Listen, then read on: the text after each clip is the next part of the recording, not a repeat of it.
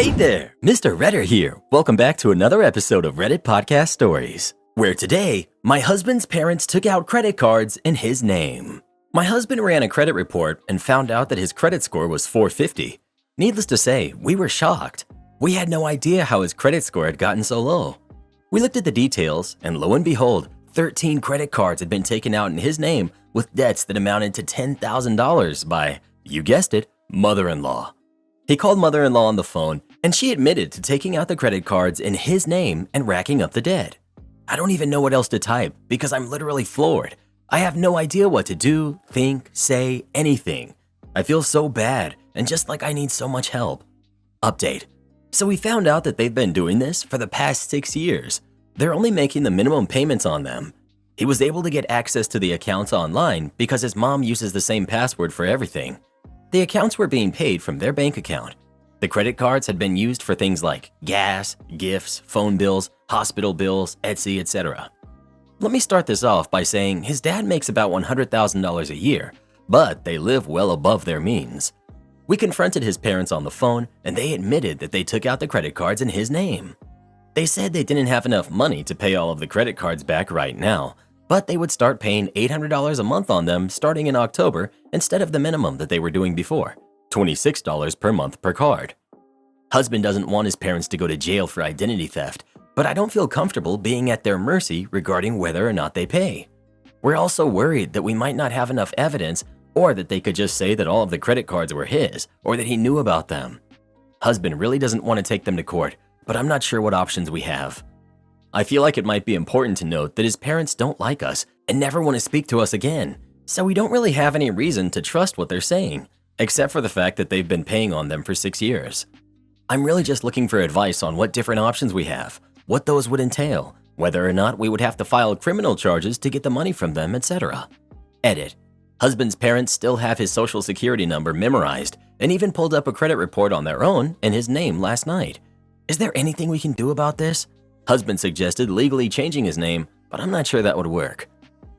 The only options you have are to agree to allow your husband's parents to pay down the debt at a pace that they can, or you have to file a police report for identity theft and sue in small claims court for the financial ramifications. You have no other options here. It will not be easy for them to get out of this, but it will be fairly easy for you to show that you never took these credit cards out, and they are the ones who have used them. Update. After we found out about what was going on, we called his parents to see what they would have to say, and it really hit the fan. I probably shouldn't have talked to them at all, because at that point I was fuming, but we really felt like we needed some answers to what was going on. I will admit that I yelled at them and said some very not nice, a bit of an understatement, things on the phone.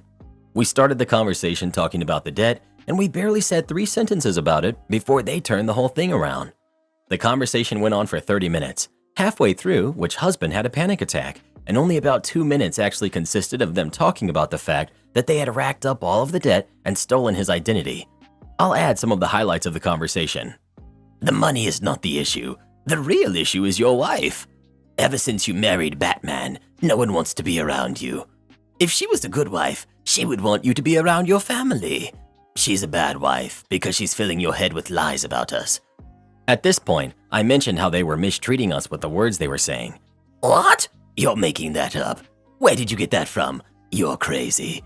You will not be able to go to your grandparents' funerals because of your wife. His grandparents are in great health, by the way. Your mother has done nothing but love you, and she gets treated this way? They went on and on for 30 minutes, during which I'll admit that I yelled at them quite a bit and lost my temper, mostly because I was mad that all they were doing was talking about me and not the fact that they stole his identity. I ended the conversation by saying, we just need to know a few things. 1, did you take out the credit cards? Yes. 2, are you going to pay them back? Yes. How are you going to do that? My car gets paid off in October, so I'll pay $800 a month starting then. Husband really doesn't want to press charges against them, but I have no reason to believe that they will pay the money back, except for the fact that they said they would. One big thing that I'm worried about is that last night they pulled up a credit report for husband on their own, meaning they have all of the access to his financial information at their fingertips and they're willing to use it. This whole thing just feels like I'm living in a nightmare. Edit to add.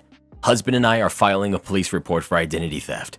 I think the thing some of you said really got through to him. We're filing the police report when he gets off work, then going to the bank to change accounts to one that she does not know and getting him a new phone number. We are 100% no contact with them and letting the police deal with it now. I'm hoping that husband stays true to his word, and I have faith that he will. At this point, I'm terrified that they're going to do something to us after they've found out that we've gone to the police. I feel like I don't know what they're capable of anymore. I'm really just scared. Update. I'm really starting to wonder if we're doing the right thing. We went to the police station last night and filed a police report. It was honestly just awful. The officer kept talking to us, trying to talk us out of it, saying that if we did it, his mother would be going to prison. This isn't a direct quote, but he said something like, "This isn't just a tool to get this stuff off of your record. This will put criminal charges against her." Husband and I kind of just looked at each other, but in the end, we went through with the police report. I felt nothing but sick since we found out about all of this. Now I'm starting to feel like we shouldn't have gone through with the police report. His parents are texting him, saying that they have the money and that they're going to pay back all of the accounts now, and that if we go through with the charges, they're going to prison and they're losing their jobs. I don't even know if we could retract the police report if we wanted to. I know that this identity theft case is going to be a huge stressor in our lives and connect us to his parents even longer. I'm sure they're going to try to say that my husband knew about the accounts and that he gave them permission, and I'm starting to worry that people will listen to them. We called the credit card companies to report the fraud, and they told us the charges, and a lot of them were things that were gifts to my husband, along with bills and other things. I'm worried that because husband benefited from the fraud because his parents bought things for him, they will use that in court against us and say that husband knew and gave them permission. One of the charges was for tires for husband's car that they gifted to him. He dropped the car off at the dealer and picked it up. His mom went in to pay, but he was the one who dropped it off. I'm just so worried that they're going to lie to turn this against husband and that someone will believe them. We really don't have much proof except what's on the cards and that they were the ones making the payments. We live in a state where we can't record phone conversations, so we can't try to get them to admit it. I'm starting to regret all of this. I wish we could just go back to Saturday when we had no idea about any of it and we were happy.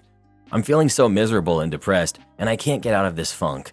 We absolutely cannot afford to go to therapy right now in case husband gets put on the hook for all of these charges, but I don't know what to do to make either of us feel better.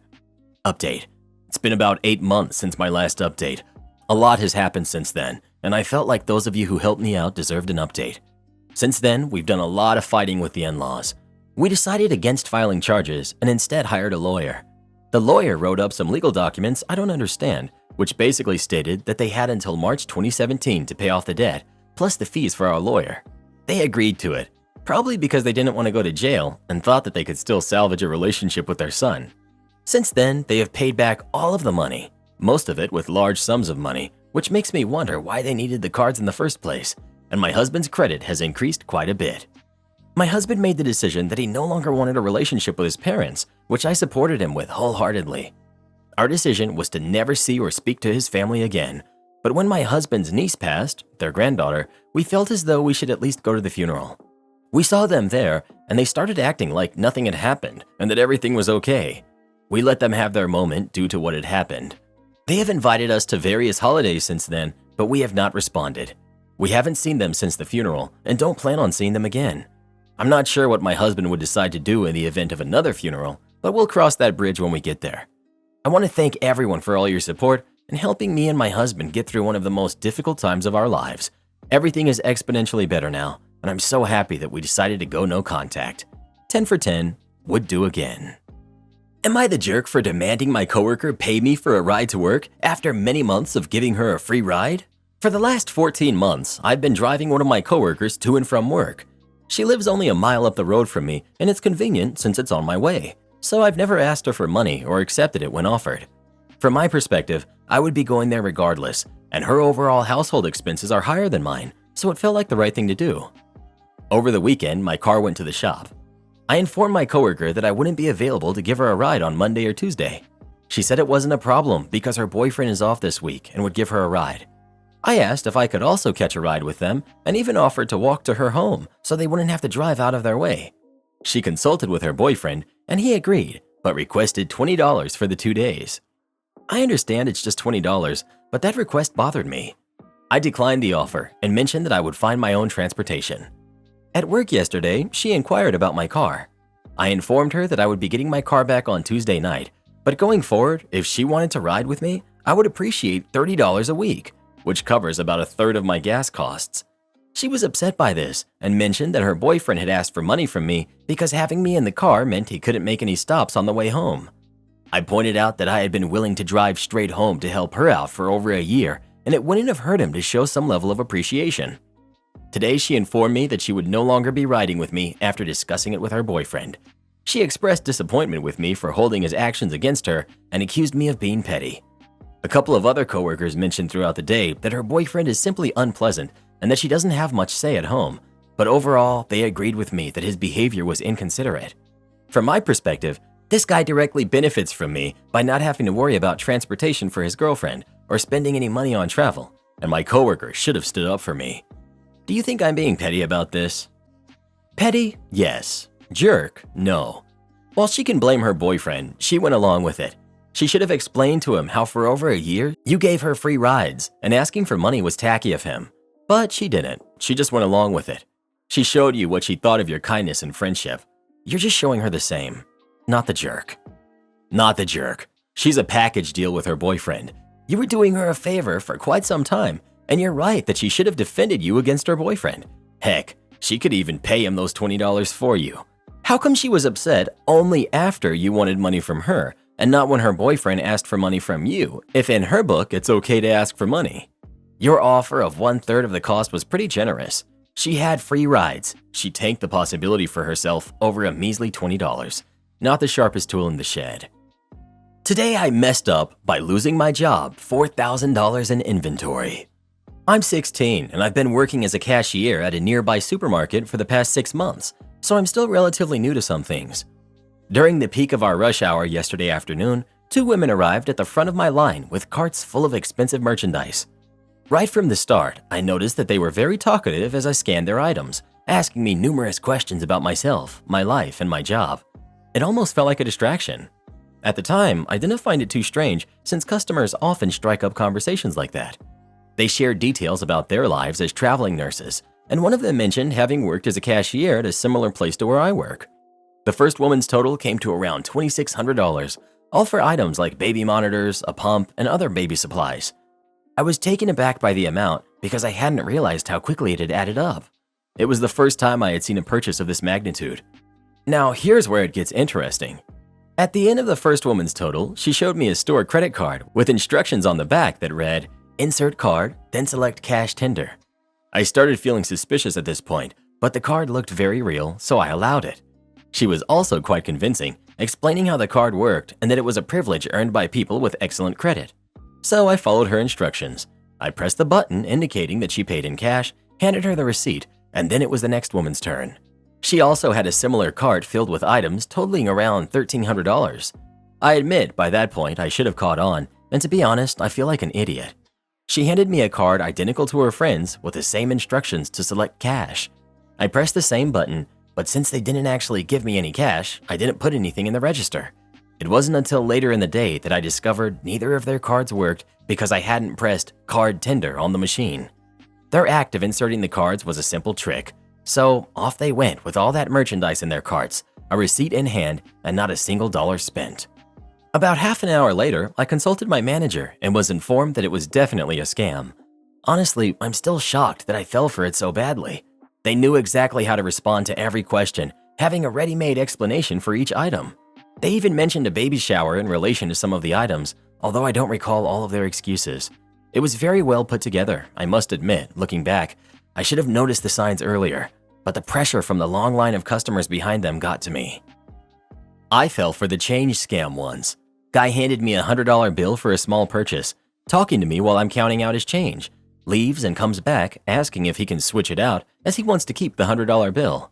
Got me just the right kind of confused that he got the $80 change and the original $100 bill back, and I didn't even notice anything wrong until I went to count the drawer later. Manager wasn't mad at me, but just found it on the camera and showed me what happened so I knew what to look for next time. Really surreal seeing myself do that without realizing anything wrong. I, 32 female, purposefully ignored what my husband told me he wanted for Father's Day. Now he's ignoring me. My husband and I have been together for the past 9 years, and we have 2 kids, an 8-year-old and a 6-year-old. On Mother's Day, all I wanted was a day to myself. I asked my husband to take the kids out somewhere so I could have some time alone to relax. Instead, he surprised me and the kids with tickets for a fun day out. We had a great time and the kids enjoyed it, but it bothered me that he gave me the opposite of what I had asked for. For Father's Day, my husband wanted a day to himself to stay home and play video games. He often games with his friends, spending a few hours in his office after work. So instead of giving him a free day, I got him and the kids cards for an arcade an hour away, with plenty of tokens. I gave him the cards during dinner on Saturday so they could leave early and spend the whole day playing together. I got my desired free day, and my husband and the kids made lasting memories. However, after the kids went to bed, my husband and I got into a fight. He was upset that I disregarded his wish for Father's Day, while I was angry that he didn't realize he had done the same thing to me on Mother's Day.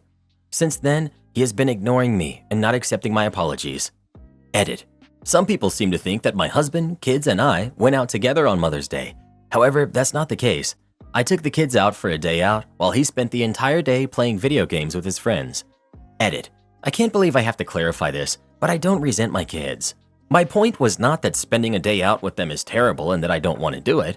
My point was that it's disappointing when you ask for one thing and receive the opposite. Based on your edit, it sounds like you each got your gifts, just on the other's holiday.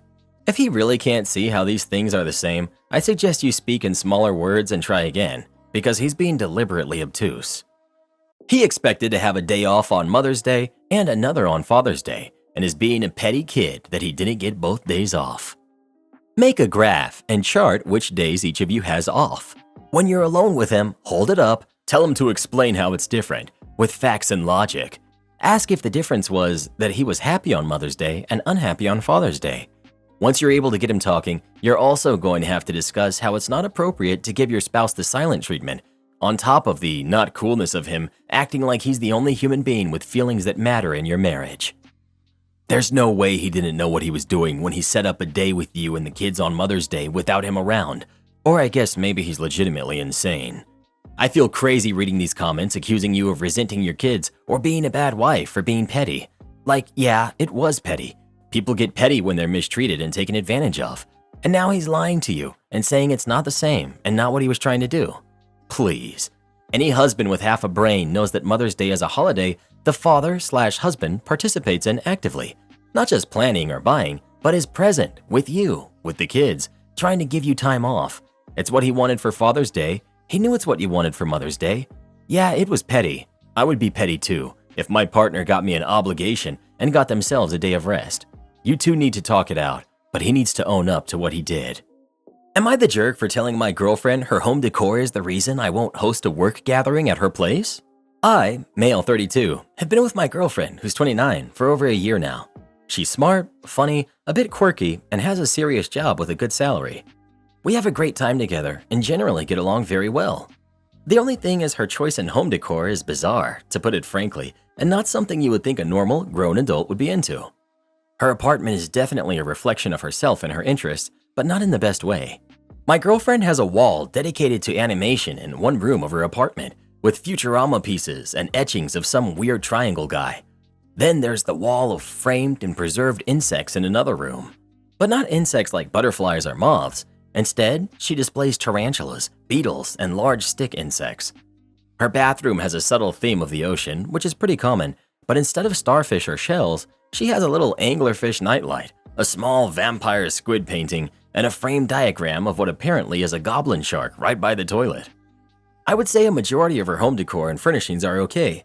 The apartment itself is very modern and sleek. It's just the random decor and juvenile-ish themes like cartoons, insects, and bizarre ocean creatures that are off-putting. This is where I might be the jerk. I avoid bringing people over to her place, especially people from my job, because of how juvenile it looks. Everyone's impressed when they see the high-rise, but that quickly fades once you enter. The one time I brought a work colleague over, they ended up telling me afterward that they found her insect wall terrifying. I work in finance, and appearances and first impressions are important. My office holds casual gatherings where we get together for a few drinks and good food, and we rotate hosts. This time, it's my turn. The problem is, my place is under some construction and not an ideal place to be right now, so I've been staying with my girlfriend. She suggested that we host my colleagues here since she has the space and thinks it'll be fun. I told her I planned on skipping my rotation and seeing if the next person would be okay with hosting early. She kept pressing on why I didn't want them over here, so I finally said it's because her home decor is strange and not something a grown woman should have, and also that her insect wall horrified the one colleague that did come over. My girlfriend got mad and said that at the end of the day, it's not my space, and these things bring her joy. She also said that she is indeed an adult, which is exactly why her apartment is decorated in such a manner. I love my girlfriend, I do, and it's okay to have different interests, but does an adult really need to decorate with them besides a few things here and there? I mean, my own mother was confused after she saw the entire apartment for the first time. So Reddit, am I the jerk for telling my girlfriend her home decor is the reason I won't host a work gathering in her place? You're the jerk. So you don't like her interests? You don't have to be judgmental about it. Your one and only experience bringing someone over, they were terrified of the insect display. So this one person and your own distaste has convinced you that everyone would be terrified? You don't need to bring your work colleagues over. But if you yourself look down on your girlfriend because of her interests and how she chooses to decorate, maybe you shouldn't be with her. Yeah, you don't really love her. If you did, you would rejoice in these fantastic examples of her quirkiness. She sounds great. You're the jerk because you're pretending to love this woman, but you secretly look down on her and feel superior. Break up with her and let her find someone who will cherish her awesomeness. I can't stand people who gatekeep adulthood. They're stuffy and boring and have no sense of whimsy. Why do people have to give up the stuff they enjoy just because they reach an arbitrary age that makes them an adult? That's BS. Love what you love and celebrate it until the day you pass. Loss prevention wants us to put in service calls. I work for a printing company, and as I tell a lot of people, much of my job is literally malicious compliance. People wanting things printed despite how they look, spelling and design errors, and just being plain ugly. This is another story that's come up these past 2 weeks. A while ago, one of our other locations absolutely destroyed one of their printers. Toner everywhere. The finisher unit was a hunk of plastic and metal. I genuinely don't know what they did to the machine, but it was FUBAR based on the photo, especially since the toner cartridge is not in the finisher unit. An investigation took place, and it was discovered that rather than calling in printer technicians to repair the machines, some of the company employees were repairing them instead. A company-wide message went out, essentially telling everyone not to repair or perform maintenance on the machine ourselves. Genuinely common sense things that had to be put on paper because someone did something stupid. We were always supposed to put in service calls to the techs to come take care of the machines, or we will be brought to HR. 3 months later, last week, 2 guys from loss prevention, who we'll call Tweedledum and Tweedledummer, came in to do a regular check-in. Everything was going great until I needed to change the paper in one of the printers. Tweedledum approached me and basically began raking me over the coals, saying that only technicians can open the machines. Of course, I'm dumbfounded because all I'm doing is changing the paper, but I just shrug and say, sorry, won't happen again. Well, the next day I was brought into a meeting with HR over a video call, basically wagging their finger at me. My boss, D, took the fall for me and said he was the one who told me to change the paper, so I got off scot-free and D only got a slap on the wrist. However, as a result of this, the whole facility went into malicious compliance mode after that meeting. Need to change out the paper trays? Service call. Paper jam? Better put in a service call. Need to change the toner? That's a service call. Our output of jobs last week was absolutely in the toilet. Machines were down for nearly 90% of the shifts. The techs were having a field day, however, as they got paid per call they took. While our backlog is through the roof, we were able to make our point eventually. I'm not sure exactly what had been happening in the background, but today I received a handwritten apology from Tweedledum and Tweedledummer with a $50 Visa gift card, saying they didn't understand what our job required when they reprimanded me and referred me to HR. We're back at full capacity now and have a huge backlog to catch up on. I'm hoping in addition to this gift card, I can also get in some approved overtime for some extra spending money for an upcoming trip that I have planned. The company I work for may be dim at times, but at least they often admit when they make a mistake. My annoying girlfriend records us eating dinner to post on social media. My girlfriend, who's 33, and I, 26 male, have been together for about 2 months. I'll give it a bit of backstory. My girlfriend is an absolute gym shark and has a pretty good fit as she works out really early in the morning every day. She also records these workouts and posts them on her social media. She has a whopping amount of followers for being a relatively normal person, meaning she's not a celebrity. About 130,000 followers to be exact. Most of her videos are usually thirsty guys complimenting her, but I bite my tongue because she's with me. She also records lots of videos with me and takes lots of pictures with me and posts them on her social media too. She loves making dancing videos with me too, which I fail at horribly. Now back to the story. We went to a pretty nice restaurant and she started taking videos and pictures of me and the food. I didn't mind, but it was getting annoying, so I told her to put her phone away. She said no, and when our entrees got to the table, she started recording live. I told her quietly to turn it off as I didn't want to be eating in front of people live. She laughed, thinking I was joking, and I said I was serious. She scoffed and said no. I put her phone with the camera facing down and told her that I didn't like being recorded while eating and told her it was annoying. She said she didn't care and told me it's her social media and she can do whatever she wants. I got frustrated and told her that it's annoying and that nobody cares what she's eating. She argued with me that it wasn't true and showed me how many views she had. I told her it was just a bunch of thirsty guys. She said that wasn't true and ignored me. She decided to just record herself eating, and we finished dinner without talking, and she was pretty upset. I think I took it too far, but she was being annoying. Am I the jerk? Not the jerk. Sure, it may be just her social media, but the relationship belongs to both of you. If she can't even be present with you and is instead looking at everything as a potential viral video, that isn't fair to either of you or the health of the relationship. I'm not usually one for ultimatums, but this situation may just call for one. You're the jerk. You sound really insecure. Thirsty guys? What, so you think she can't have actual fans just because she's attractive? Plenty of guys would give anything to be with a fitness celebrity, which is pretty much what your girlfriend is at this point. And instead of encouraging her and being supportive, you let your own insecurities get in the way and you're trying to hold her back. I hope she finds a guy who is secure in himself and who supports her. You should really stop being so controlling. You totally give me creeper vibes like my ex did. He didn't even want me going to the movies with a guy friend because he was so insecure.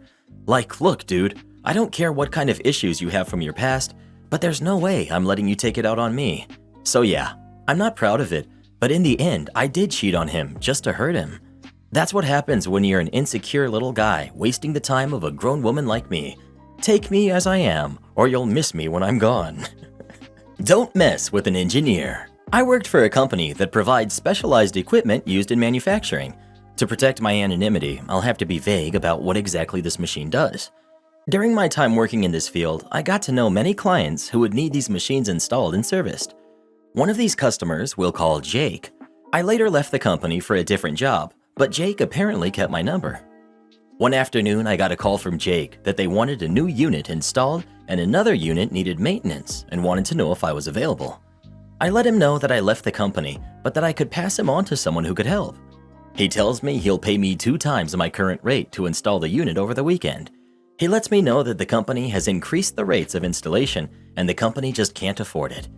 The instructions they sent over just aren't clear enough and their engineers are scratching their heads trying to figure it out. He begs me to consider it and I agree. For more context, installing this unit can take a good few hours or up to a day on your own. The company gives you 2 options. You can either pay for an engineer to come and install it, or you can save money and they will send instructions so the customer's own engineer can install it. The instructions aren't easy to follow, and it's company policy that if someone has started to install the equipment, the supplier wouldn't get involved since they couldn't verify that any of the pieces were broken. This will be important later. I drive down on the weekend and they show me the boxes of equipment. I set to work and I make good progress installing the unit. Around 6 hours in, and I'm stopped by Jake, who greets me. I let him know I'm nearly finished, and he tells me, "Sorry, but they just don't have the budget to pay you." He understands my frustration, but his engineers can take it from here. To say I was frustrated was an understatement. I wanted revenge. There's a small button inside the unit that changes the unit into test mode.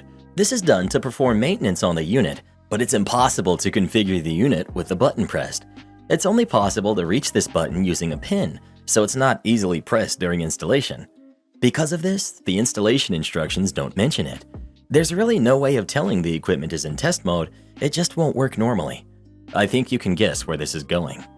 I click the button, collect my things, and leave. Monday morning, I get a call from Jake. I declined. I knew my old company wouldn't get involved since I already started installing the unit. I knew his engineers would never figure it out. I just had to let him stew. A few days later, with many missed calls, I finally pick up. Jake is furious. He asks me where the heck I've been and why I haven't been picking up my phone. He tells me they can't figure it out how to configure the machine and they need my help. I tell him, "Why is this my problem? You won't pay me." He told me he was sorry and they would work something out if I could get there as soon as possible.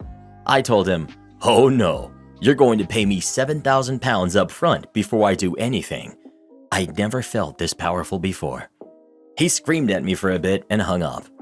He called back a day later after saying that he's sorry for how he acted and said that if I could come fix it, he would pay me, in a totally defeated tone. He tried to fight it, saying he'll pay me when I was done, but I was having none of it. After a bit of back and forth, he agrees to pay me. The money hit my account and I came in the next day. The look of confusion over his face when I took out a pin and changed the unit from test mode was priceless. It was even more priceless seeing his reaction to me packing up my tools and leaving after only 20 minutes of configuring. Easiest £7,000 I'd ever made. Don't try to mess with a professional problem solver.